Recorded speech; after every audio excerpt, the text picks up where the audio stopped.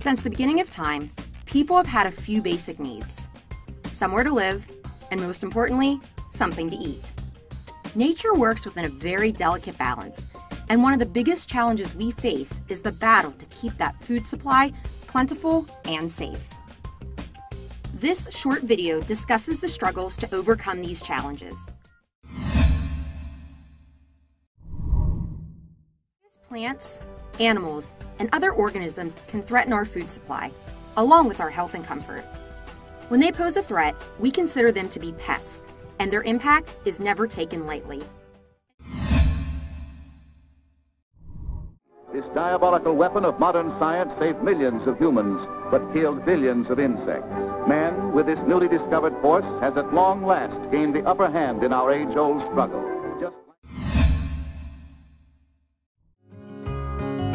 I guess I wish people could understand why we use pesticides. The reason we do it is because they work. Weeds are crafty. They're very difficult to control, and they change all the time. Canola is not very competitive when it starts growing. It takes quite a while to get established. Without pesticides, weeds would overtake it, and yields would be very poor. We'd be talking about at least a 50% decline in yield. To us, it's our livelihood. We have to protect these crops. Scientific innovations like pesticides and biotechnology are helping Canada grow more high-quality food. Canadian farmers would need almost 50% more land to produce what they do today without plant science. Using less land, working the soil less, and making fewer passes with equipment all help cut greenhouse gas emissions. It also saves farmers fuel, up to 194 million litres a year. And plant biotechnology innovations help Canadian farmers grow an extra $8.3 billion of crops every year. The plant science industry generates 131,000 jobs and contributes $9.8 billion to Canada's GDP.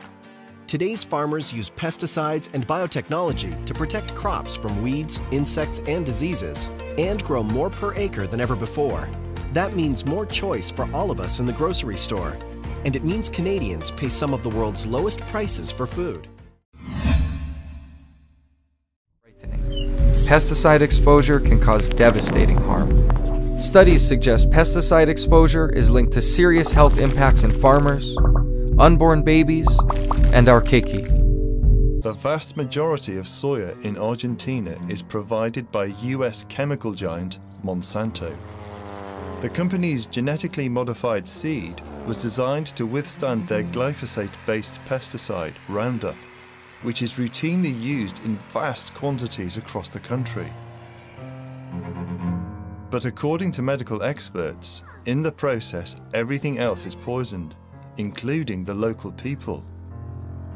They claim that babies are being born with crippling birth defects, and the incidence of childhood cancer has soared. It's a recent phenomenon which coincides with the introduction of Monsanto's seed. Ever notice an unusual odor? Yes, of course. Did anyone ever tell you that if you could smell that chemical, you were breathing too much of it, that it could hurt you? No. No.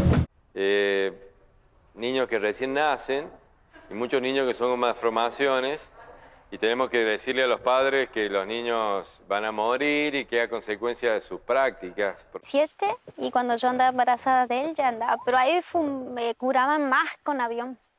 Me alegró la vida, sí, pero es una lucha por el problema que él tiene.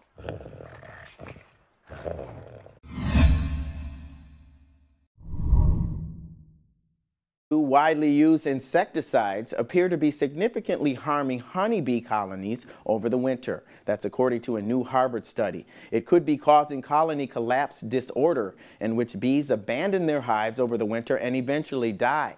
Since bees are prime pollinators of roughly 1/3 of all crops worldwide, it's posing problems. In the 40s and 50s, Lake Apopka was a premier bass fishing lake. But in the 1940s, they began growing crops here. And of course, in the 1940s, 50s, and 60s, they used some of the worst pesticides. So because of farm runoff, Lake Apopka became very polluted, and it just kept getting worse. By 1998, the lake became one of the most toxic sites in the United States, on the verge of ecological collapse.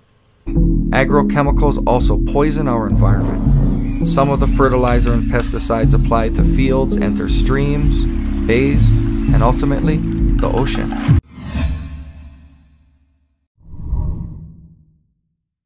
The balance of nature is built of a series of interrelationships between living things and between living things and their environment. You can't just step in with some brute force and change one thing without changing a good many others. Now, this doesn't mean, of course, that we must never interfere, that we must not attempt to tilt that balance of nature in our favor.